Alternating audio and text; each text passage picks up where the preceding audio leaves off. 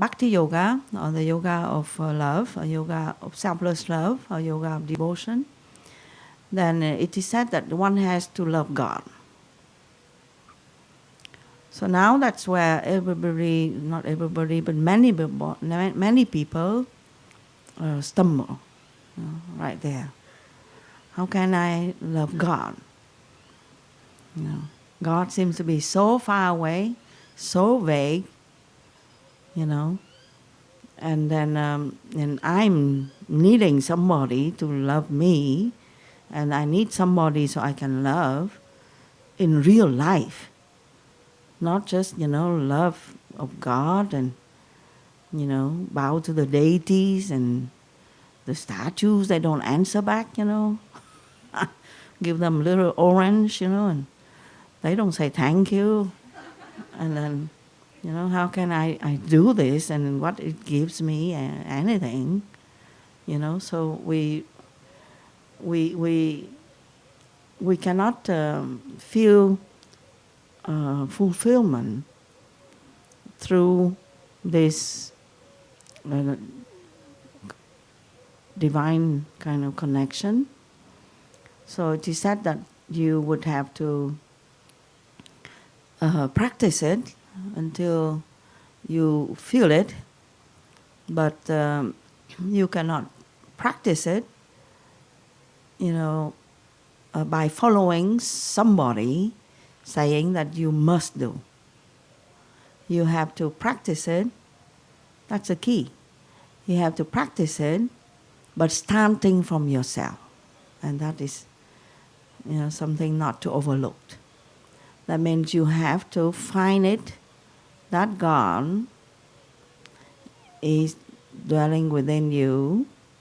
So you have to create that connection, that conscious connection with that divinity that starts first from yourself. That means from inside out. Love of God is not from outside in. It starts first from inside out. That means from connection with that divinity that is dwelling right within you. And then you can say, okay, but I don't feel it all the time, Sometimes I, in my most dangerous time, then I know how to pray. My boat is going to sink, so I pray. Whatever name of God, at that time I just remember whatever name. I just pray to whatever. See, so we do have that. But then we function in our daily life and we forget. And we see names and forms and things and then we forget about that. So it is said that you would have to find it within you, and then you would have to see it outside in a symbolic form, so that it's easier for you to practice and to keep remembering that which is within, so that you can eventually find that which is within also is outside, and that which is within, in fact, is everywhere. Okay? So step by step, you have to do slowly. So to get to see, like Sri Krishna said, to see the self abiding in all beings and all beings abiding in oneself, or to see God in all beings and all beings in oneself, is an advanced stage. Okay? It's something that you need to think about and practice until then, but it's not as easy. So that's why in Bhakti Yoga there are different steps that you need to take. It's like you cannot really learn how to dance unless you learn the dance steps first. You cannot write poetry unless you learn the alphabet first. So you don't do advanced asanas unless you learn very well the basic asanas first. So in devotion or in love, pure love, you would have to do some basic steps, which is the soul searching to find that divinity within you. And then you have to practice. So these are the different modes of bhakti. I don't know, we have time to go through this. I'm going to go through this quickly, so you know it's a concrete. So the Bhakti Yoga science is quite a science, how to transform the emotions that we have into pure love. Okay? So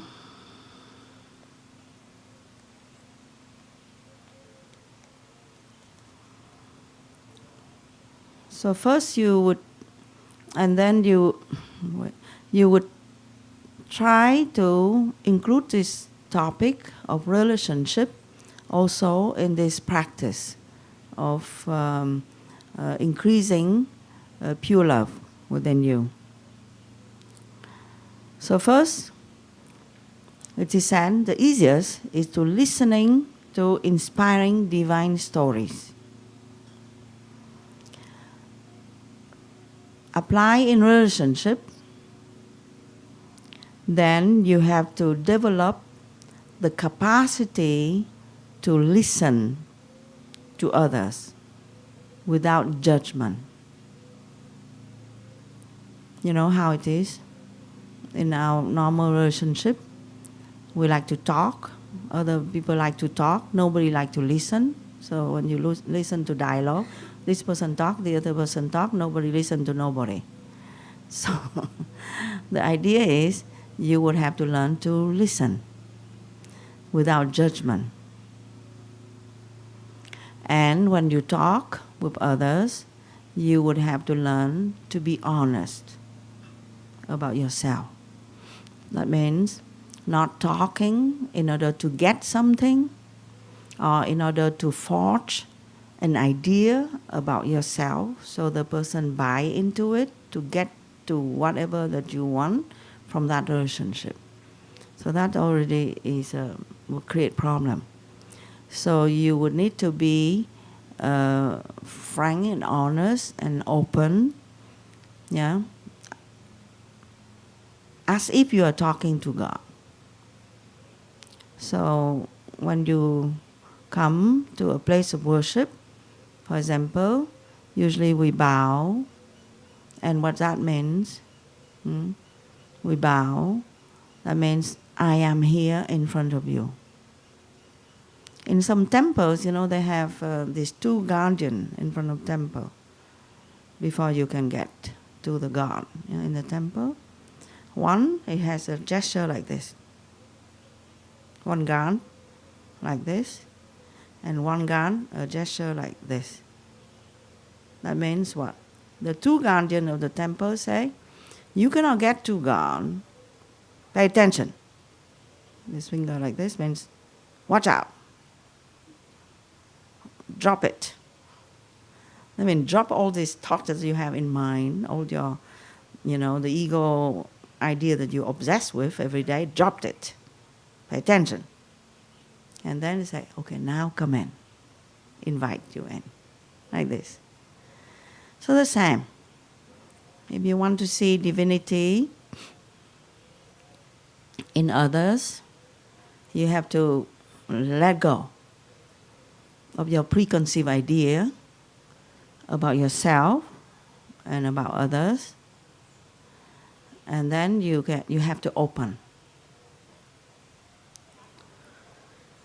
2, sing God's glories. So like we do kirtan, but how do you apply in daily life? So learn to praise others, to see the good in others. Not to praise in order for you to get something, again, here, but to see the good in others, to see the good quality. Instead of our mind all the time try to see the faults in others, so we can feel better about ourselves. So to look for their positive qualities, and also to be able to be appreciative of one's own good quality. Okay? So in the relationship with others, you are mirroring each other. The self in the other, or God in the other, is looking at you. And it's mirroring each other. Okay? So you look for the good qualities in others. Imagine others look for the good qualities in you. Each person, remember, is appreciative and have the self-love and see the good qualities in oneself. It's not like you see the good qualities in others and then you see bad things in yourself. No, it's not like that. You need to apply both. I mean, you see, you uplift others by your vision, and you uplift yourself from seeing yourself, good qualities. 3 is remembrance of His name and presence in prayers. So that means how to bring the presence back of God. So apply in relationship, you can say, to learn to hold people that you love in your heart in a prayerful mood. That means you offer this relationship, basking this relationship that you have in the divine love. You quote that in the divine love. So then you remember the love of the other person, but in the light of God. You feel the sacredness in relationships. So nothing is for granted. See, the problem in relationship is that you think that it is for granted. The moment that you make a contract, and that's it. You don't have to care anymore. At that time, you think that the person will be there for you, and you don't have to care for it. So it's not like that. So you would have to be grateful for all people who you interact with in your life. So watch out for our kind of selfish attitude. When we want something, we go to people and then you say things and you get the relationship and you dump it. And you go to somebody else according to what you like and what you fantasize, and then you would do things in order to get the relationship and then you dump it. Okay? That's not the right way. That is called mercenary love. So you would have to be grateful to everybody you come in contact with. You don't have to necessarily even talk to them, but you have to acknowledge them in your heart. Practice of gratefulness.